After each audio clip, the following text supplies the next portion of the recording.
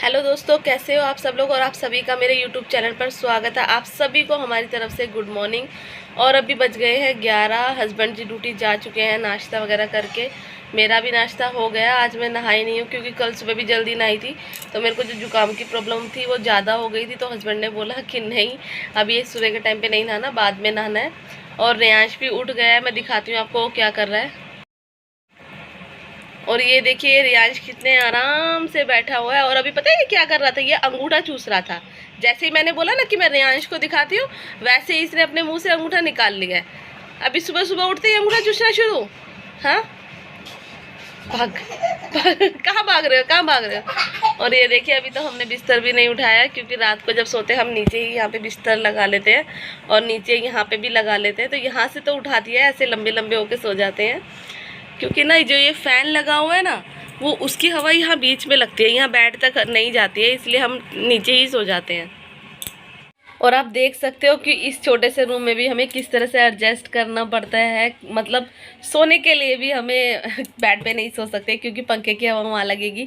क्योंकि जैसे लोगों के पास अपने घर होते तो वो उसी तरह से अपने घर को मैनेज करके रखते हैं, किस तरह से क्या करना है क्या नहीं। लेकिन हम तो अभी रेंट पे रहते हैं, रेंट सारी परेशानियाँ होती हैं। और जैसे कि अभी एक परेशानी मेरे साथ आई है, वो भी मैं आप लोगों के साथ शेयर करूँगी, क्योंकि आप लोग ही बचे हो मेरे पास शेयर करने के लिए। मैं और किसको शेयर करूँ ये सारी चीज़ें।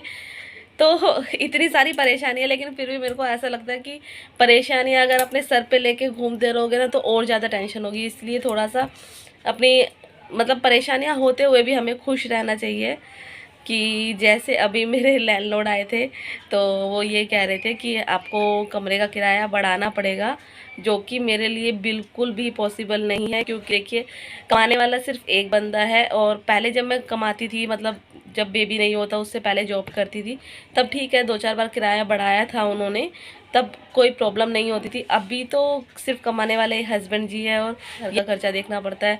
प्लस जो मेरे सास ससुर गांव में रहते हैं, उनके पास भी भेजना पड़ता है। और आपको पता है जब बेबी हो जाता है तो वैसे भी बहुत सारे खर्चे होते हैं। तो इन सबको मैनेज करना बहुत ही ज़्यादा मुश्किल होता है।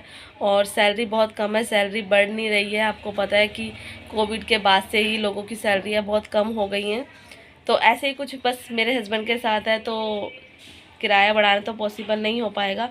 और उन्होंने बोला नहीं हो पाएगा तो फिर क्या, मतलब हमें बाहर धक्के खाने पड़ेंगे, कमरा देखना पड़ेगा। लेकिन थोड़ा सा बस ये होता है कि यहाँ पे रहते हुए, मतलब मेरे को शादी के बाद 6 साल यहाँ पे हो गए हैं, और मेरे हस्बैंड तो बहुत पहले से रह रहे थे, मतलब 10-12 साल उनको यहाँ पे हो गए हैं रहते हुए।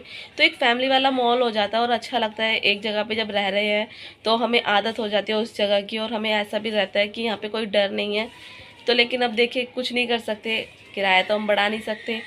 देखते हैं अभी क्या होगा। उनको मैंने बोल दिया, अब बता देना मेरे को 1-2 दिन में, बाकी मैं किराया नहीं बढ़ा सकती हूँ।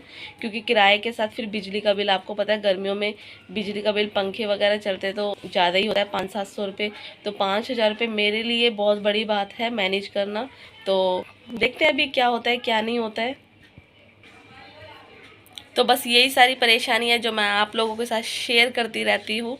हमेशा परेशानी लेके आती हूँ अपनी, कुछ नहीं कर सकते क्योंकि अभी परेशानी है, तो यही शेयर करूँगी। अगर अच्छे दिन आएंगे आप लोगों की वजह से, तो वो चीज़ें मैं आप लोगों के साथ शेयर करूँगी। और अभी तो सिर्फ मैं यही चाहती हूँ कि बहुत लोग इनकम करते हैं सोशल मीडिया से, अच्छे अच्छे व्लॉग डालते हैं।